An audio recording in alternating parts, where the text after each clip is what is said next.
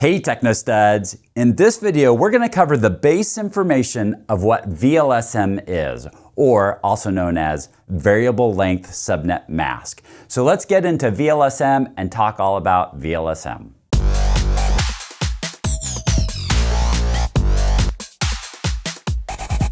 We'll start by talking about the history, where we've come from. Then we're going to get into fixed length subnet mask versus variable length subnet mask.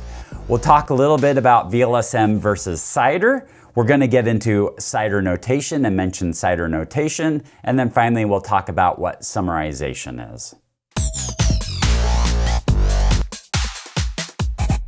In our last module, we talked a lot about subnets and how to do subnetting.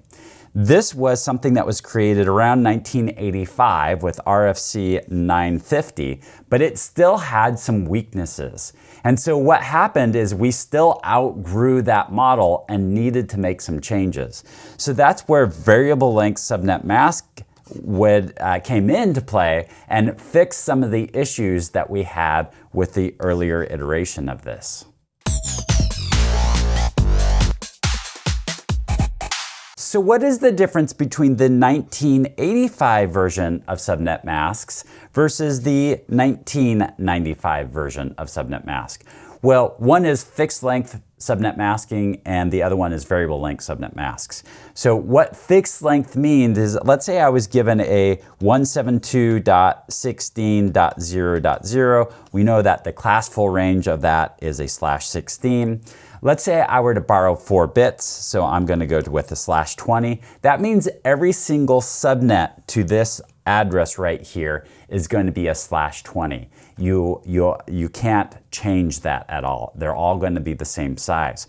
Versus the VLSM means that maybe we have one network that's a /20. Maybe the next network is /21. Maybe the next one after that is a /24. Maybe the one after that maybe is a /29. So I can actually have variable length within here. What this does is it frees up a lot more IP addresses.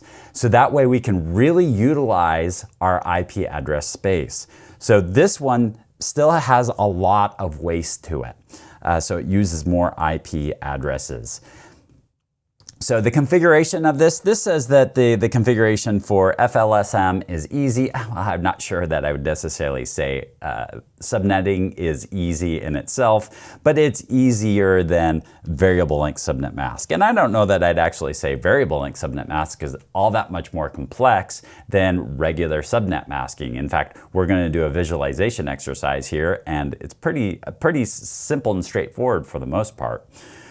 All right, so routing protocols, so how your router operates. If you have all the same length mask, then the router is able to be able to deal with that fairly easy. So a router doesn't need to do anything special to really compensate for those different subnets when it comes to fixed length subnet masking.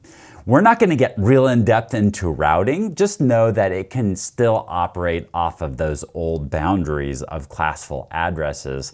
And it has a way just to figure out locally what those different subnets are. But as soon as you go to variable length subnet masks, you can't use that classful routing anymore. You have to have classless routing. And so once again, this isn't a routing course. Just know that when we made this switch, it made some significant differences in how we do routing and how our routers performed. So just know that there's a difference there. This is the visualization table that we used towards the end of the last module. So when we talk about fixed length subnet masking, or that 1985 version of this, so we're going to choose how many bits we're going to borrow. So let's say we had a network that required us to have at least 55 hosts to it. All right, I'm going to have to choose to borrow enough bits that is going to allow for that. So if I borrow 2 bits, that would allow for that network with 55 hosts on it. It'd actually give us 62 usable hosts with it. And then every single network underneath that would be the same exact size. No matter if I needed just like 2 addresses, it would still have to have the whole range for that. So what variable length subnet masking allows us to do is still allow us to use that address range that gives us 62 addresses there, but it also allows us to use to maybe choose a subnet that has only 4 addresses, or excuse me, borrowing 4 networks to it. And so now we have 16 addresses. So maybe this is the next network right here, and we just have this that's being utilized. So, and then maybe we have another network that has the same requirements. Maybe it has like 12 hosts that it needs on there. So we choose another one. Maybe we have yet another network that's still that same size. So we choose that same size right there. Now we have a network that needs considerably less. So then we can choose this one right here.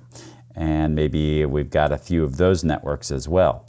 So this is what it ends up looking like, where we're utilizing different size chunks of this. And as long as there's no overlap, you're good. So I couldn't, if I'm using this block right here, I wouldn't be able to use this block right here. Those addresses are already spoken for. So that's what variable length subnet masking is. So now quite a few concepts all came out about the same time. There was CIDR, there was Classless, there was VLSM.